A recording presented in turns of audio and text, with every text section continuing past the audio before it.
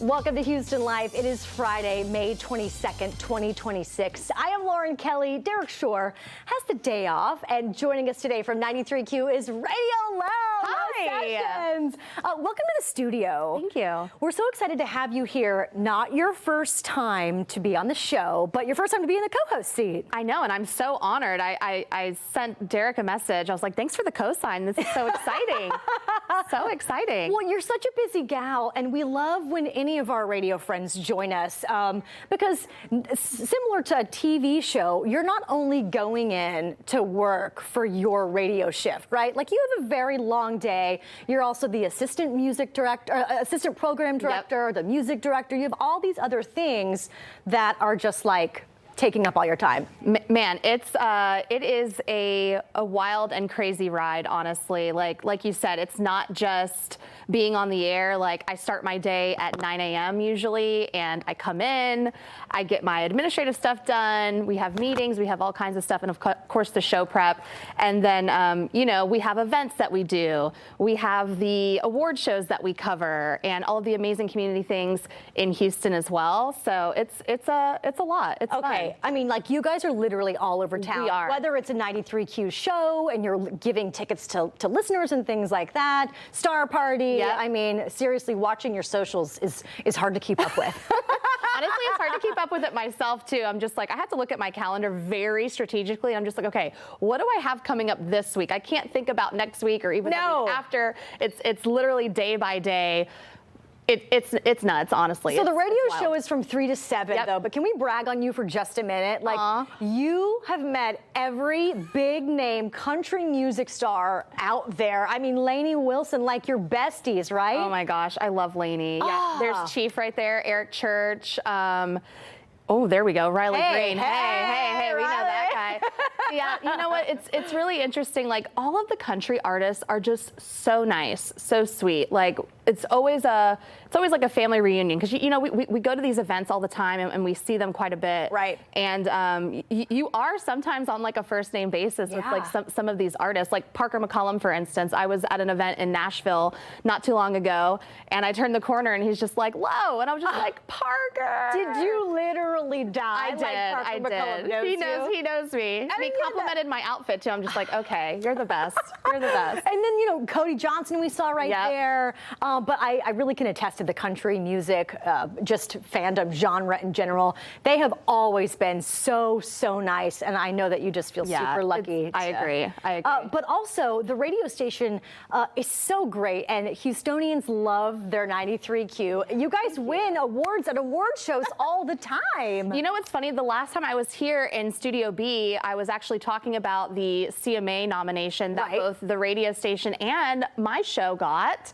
And fast forward a couple of weeks later, the radio station actually won Major Market Station of the Year at the Amazing. CMAs. Look at that. There's you and Caitlin broadcasting. My partner in content, my PIC. You guys are so great, and you look so magnificent every single time. You make it look easy is what you do. But tell our viewers, like, broadcasting may look fun from those junkets and those award shows, but it is so much work. It is. There's a lot of prep that goes, you know, on behind the scenes. Like, obviously, it looks really nice. The glitz and glamour of it is fun. Those are the perks of the job, right?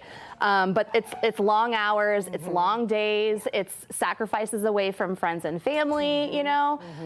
But at the end of the day, it's a really, like, I can't believe I get to do that for work. Like, it's such a fun job. But it's not all, you know, the VIP treatment. Like, there's a lot of blood, sweat, and tears that goes into what we do on the day-to-day. I also want to congratulate you because you have your first wedding anniversary tomorrow. Literally tomorrow. Look at these pictures. I can't believe it. Look at my cutie. I love it. Your husband is Matthew, right? Matthew, yeah. Tell us about him. Man, he's the best. We've been together 9 years. So one year married. We took the long route to get to the nuptials. There's our baby boy Stanley. He was in the wedding too. My sweet little chicken nugget. But my husband he's literally my biggest supporter. He's such an amazing guy, and I'm so lucky to have him. I brought mom and dad dad to rodeo this year. That's that picture. Oh my gosh, they loved it. They're like, we'll be back. You're from Florida, so was that, Yeah. that's not your first time that your parents have been to the rodeo, was it? That was their first time. Yeah, I mean, we did little rodeos in Florida,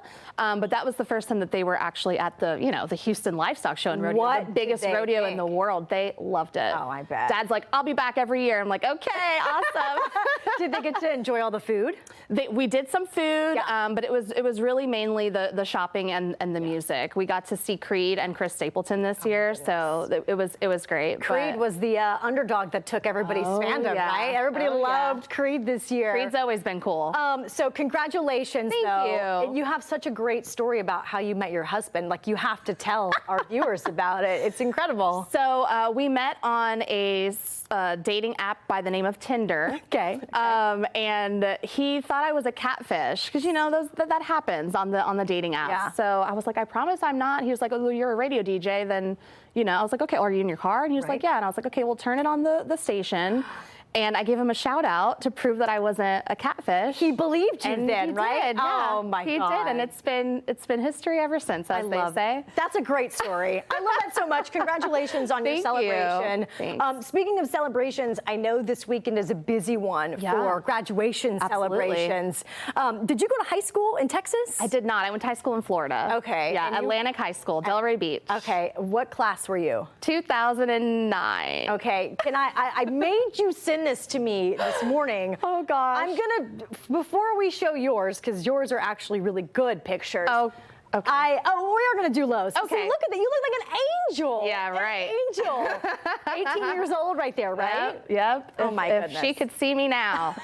Did you always want to get into radio? You know what's funny? I actually went to college thinking I was going to be a doctor, and Really? I started failing my chem classes and my biology classes. I was like, I'm going to have to find something else. But I used to always harass the radio stations growing up. I would call in and make requests, and I've always been very like into music, and I know I always wanted to like help people, and I feel like I've still done that, but just by way of music, right? Yeah. Oh my God. Yeah. Anybody that got into radio, I think everybody's qualifications were to harass the radio DJ that was on, right? Totally. Well, I went to Westbury High School here in Houston, and I was the class of the millennium, the class of 2000. And I don't know if there's any marker that dates that picture more than these sparkly butterfly clips that you can see in my senior graduation photo, which is actually a photo of a hard copy on my parents' wall right there.